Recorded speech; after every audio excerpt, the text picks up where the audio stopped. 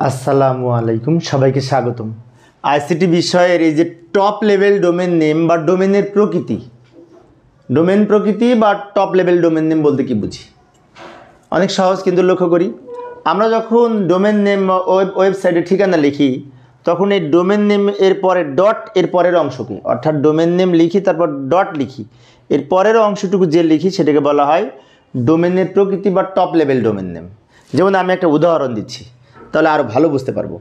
বর্তমানে 27টার অধিক এই টপ লেভেল ডোমেন নেম রয়েছে। যে নিচে আমি একটু উদাহরণ দিলাম, https://www.dhakaboard.gov.bd। তাহলে এইখানে কিন্তু ডোমেন নেম হচ্ছে এইটা, ঢাকা বোর্ডটা হচ্ছে ডোমেন নেম, ঢাকা বোর্ডটা ডোমেন নেম। ডোমেন নেমের পরে ডট হয়েছে, ডটের পরে যে অংশটা লিখি এই অংশটাকে ডোমেনের প্রকৃতি বলে বা টপ লেভেল ডোমেন নেম বলে, এই অংশটাকে টপ লেভেল ডোমেন নেম বলে বা এই ডোমেনের প্রকৃতি বলে এটাকে।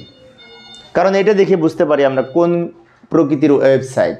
যেমন .gov দ্বারা সরকারি ওয়েবসাইট বোঝায়, .com দ্বারা বাণিজ্যিক প্রতিষ্ঠান বোঝায়, তাই না? সেই জন্য এখানে সংজ্ঞায় লেখা হয়েছে ডোমেন নেমের ডটের পরের অংশকে। ডোমেন নেম এইটা ঢাকা বোর্ড, ডটের পরের অংশ যেটা লিখছে এটা হচ্ছে টপ লেভেল ডোমেন নেম। এখন এই টপ লেভেল ডোমেন নেমের আমরা এবার কিছু উদাহরণ দেখব, জনপ্রিয় যেগুলি সবচেয়ে বেশি ব্যবহার হয়। পরীক্ষায় যদি আসে টপ লেভেল ডোমেন নেম কি, তো উপরেরটুকু লিখলে হয়, এই লাইনটুকু, এই বলে পর্যন্ত। আমি আর একটু ব্যাখ্যা দিচ্ছি যাতে এখান থেকে এমসিকিউ আসলে পারি, সেজন্য এখান থেকে অনেক সময় এই যে শখ থেকে এমসিকিউ আসে। কীরকম লক্ষ্য করি, অধিক পরিমাণে ব্যবহৃত কিছু টপ লেভেল ডোমেন নেম।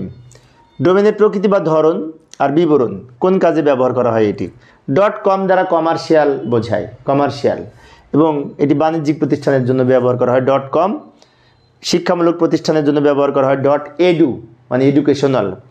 সরকারি প্রতিষ্ঠানের জন্য .gov মানে গভর্নমেন্ট। আন্তর্জাতিক প্রতিষ্ঠানের জন্য .int মানে ইন্টারন্যাশনাল। .int ব্যবহার করা হয় আন্তর্জাতিক প্রতিষ্ঠানের ক্ষেত্রে। তো এগুলি আমরা মনে রাখবো। আরও কিছু দেখব বহুল ব্যবহৃত টপ লেভেল ডোমেন নেম, এই যে আরও আমি এখানে উপস্থাপন করলাম। .mil মিলিটারি বা সামরিক প্রতিষ্ঠানের জন্য, সামরিক প্রতিষ্ঠানের জন্য।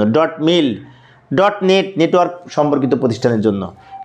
.org অলাভজনক বা অব্যবসায়ী প্রতিষ্ঠান বা সংগঠনের জন্য, org .org। .biz এটিও বাণিজ্যিক প্রতিষ্ঠানের জন্য। .info এটি তথ্য সংক্রান্ত প্রতিষ্ঠানের জন্য। তবে আরেকটা আছে অবশ্য, এই .ac সেটা কিন্তু শিক্ষামূলক প্রতিষ্ঠান। .ac এবং .edu এই দুটো কিন্তু শিক্ষামূলক প্রতিষ্ঠান। আর .biz এবং .com এই দুটো বাণিজ্যিক প্রতিষ্ঠান।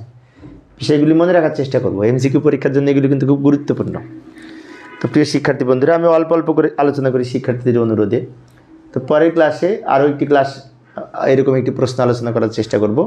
তবে একটি বিষয় বলে রাখি, সেটা হচ্ছে সৃজনশীল প্রশ্নের প্লেলিস্টের লিঙ্ক আমার এই ভিডিও ডেসক্রিপশনে দেওয়া আছে। তোমরা যারা বোর্ডে সৃজনশীল প্রশ্ন পড়তে চাও ওখান থেকে দেখে নিও। ধন্যবাদ সবাইকে।